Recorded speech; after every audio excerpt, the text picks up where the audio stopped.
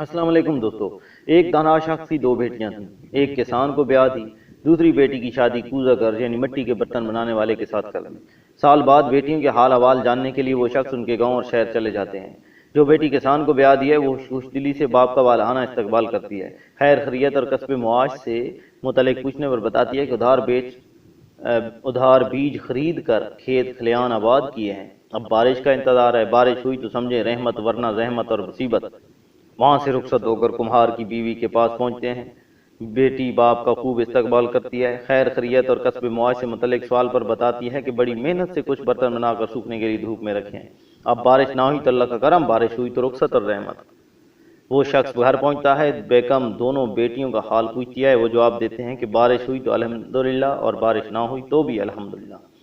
सबक और इबरत इसमें यह है, जो चीज़ आपके लिए मुनासिब हो ज़रूरी नहीं वो दूसरों के लिए भी मुनासिब हो, और जो चीज़ आपके लिए मुनासिब नहीं वो दूसरों के लिए भी नामुनासिब हो, ये लाजमी नहीं है। ये दुनिया है, ये ऐसी ही है, लिहाजा हर हाल में अल्लाह ताला का शुक्र अदा करें। मज़ीद इसी तरह की वीडियोज़ सुनने के लिए हमारे चैनल को सब्सक्राइब करें।